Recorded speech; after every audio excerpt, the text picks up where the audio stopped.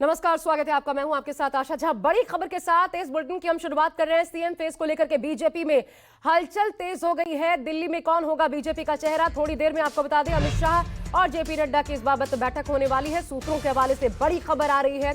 शाम को वीरेंद्र सचदेवा भी विधायकों से मुलाकात करने वाले हैं। जिलेवार विधायकों से मिलेंगे वीरेंद्र सचदेवा और जल्द ही बुलाई जाएगी विधायक दल की बैठक, जिसमें बहुत मुमकिन है, संभावना है कि जल्द ही नाम भी सामने आ जाए।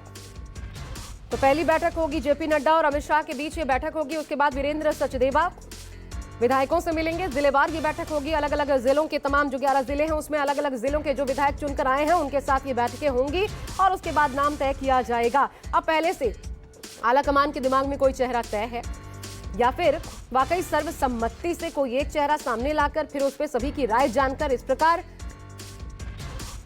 सीएम चेहरे का चुनाव होगा, या फिर जो नाम रेस में दिखाई दे रहे हैं उनमें से कोई चेहरा होगा जिसमें सबसे आगे परवेश वर्मा।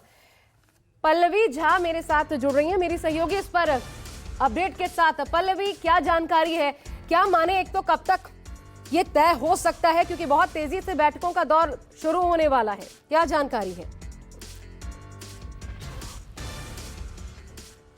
आशा, मैं आपको बता दूं कि इस वक्त मैं दिल्ली बीजेपी यूनिट में खड़ी हूं, लेकिन यहां पर इस वक्त कोई भी आला नेता नहीं है, क्योंकि जो खबरें आ रही हैं उसमें ये कहा जा रहा है कि बीजेपी के राष्ट्रीय अध्यक्ष जेपी नड्डा अमित शाह के साथ बड़ी बैठक करेंगे और शायद उसमें ही ये तय होगा कि कब विधायक दल की बैठक बुलाई जाए और विधायक दल का नेता चुना जाए। साथ ही साथ अगला जो दिल्ली का सीएम होगा वो कौन होगा ये भी तय किया जा सकता है। तो तमाम जो बड़ी चर्चाएँ होंगी ये बैठक में बहुत महत्वपूर्ण तरीके से ली जाएंगी। और जाहिर तौर पर देखिए, जिस तरीके की बम्पर जीत मिली है उसके बाद से बैठकें अब लगातार शुरू हो जाएंगी और ये भी कहा जा रहा है कि आज शाम में जो दिल्ली प्रदेश अध्यक्ष वीरेंद्र सचदेवा हैं वो तमाम एमएलए के साथ बैठक करेंगे। तो लगातार बैठकों की दौड़ शुरू हो गई है और सबसे जो अहम सवाल इस वक्त बनकर सामने उभर रहा है वो कि दिल्ली का सीएम कौन होगा। कई नाम है, जैसा कि आप भी नाम ले रही थी, तो उन नामों पर मोहर लगती है नहीं लगती है ये अभी बैठक के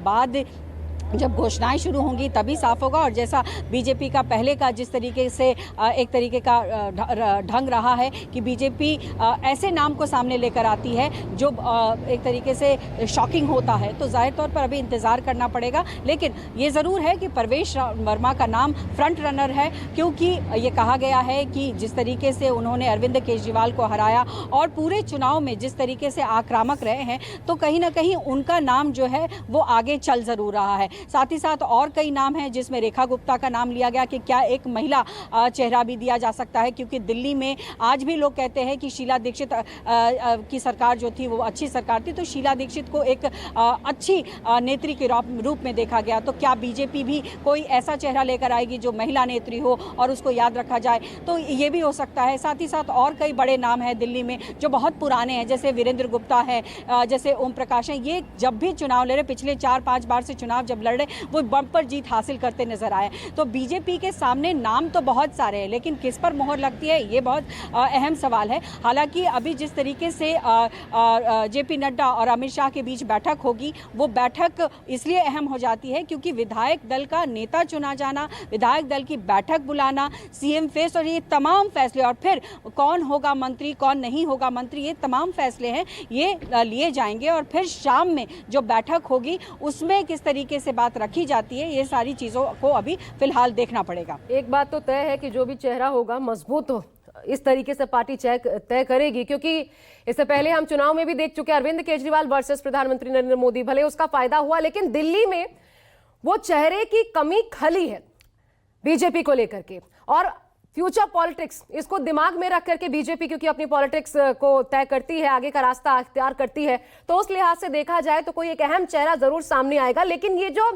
जिलेवार वीरेंद्र सचदेवा मिलने वाले हैं सारे विधायकों से एक साथ नहीं पल्लवी, जिलेवार, अलग अलग जिले, 11 जिले, उसमें अलग अलग जो विधायक चुनकर आए हैं उनसे, ये अलग अलग बैठकों के क्या मायने हैं?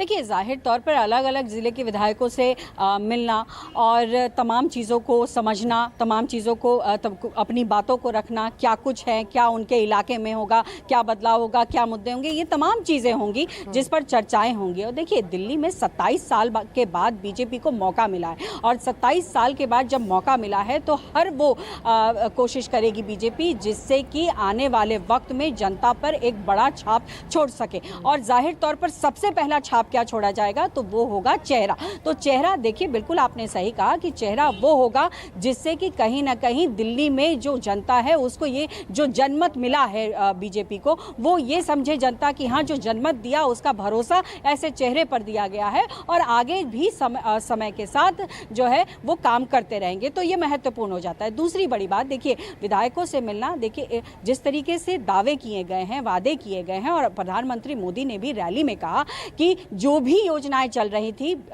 आम आदमी पार्टी सरकार की, वो सब जारी रहेंगी और साथ ही साथ जोड़ा भी गया। तो उन योजनाओं को कार्यान्वित भी करना है। वो किस तरीके से होगा, अपने इलाके में पूछा जाएगा कि भाई आपके इलाके में कहाँ क्या किस तरीके से होगा, वो सब तमाम जानकारी ली जाएगी। तो ये सारी बातें इस वक्त शुरू हो चुकी है, लेकिन एक दिन की बात नहीं है यहाँ पर आशा।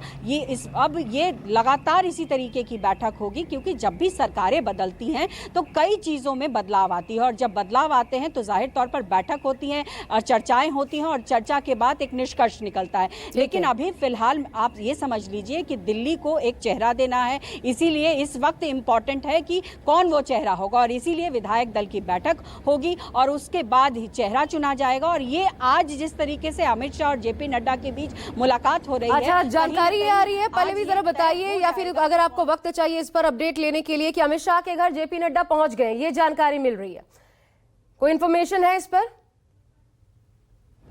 देखिए, फिलहाल तो मैं दिल्ली बीजेपी दफ्तर में खड़ी हूं और जाहिर तौर पर जब बैठक होनी है, देखिए आशा, मैं इस वक्त दिल्ली बीजेपी पे खड़ी हूँ। उनको जाहिर तौर पर अमित शाह के घर पर वो मौजूद होंगे और चूंकि बैठक होनी है तो जाहिर तौर पर वो वहाँ पर पहुंचे होंगे। लेकिन फिलहाल मुझे वक्त लगेगा कि वहाँ एग्जैक्टली आप तब तक इससे जुड़ी जानकारी पहले भी लीजिए, तब तक मैं एक और बड़ी खबर बता दूं। मैं वापस आपके पास लौटती हूँ। एक और बड़ी खबर, राजभवन पहुंची है सीएम आतिशी। कुछ ही देर में सीएम पद से इस्तीफा वो दे देंगी। 11 बजे का ही वक्त बताया जा रहा था, एलजी को अपना इस्तीफा सौंपेंगी। हालांकि खुद जीती है, लेकिन तमाम बड़े चेहरे आम आदमी पार्टी के इस बार जबरदस्त हार का सामना करना पड़ा है और महज 22 सीटों पर आम आदमी पार्टी सिमट गई। कल आतिशी की खुशी भी देखने को मिली जब वो अपनी सीट से रमेश बिधूड़ी को हरा पाई।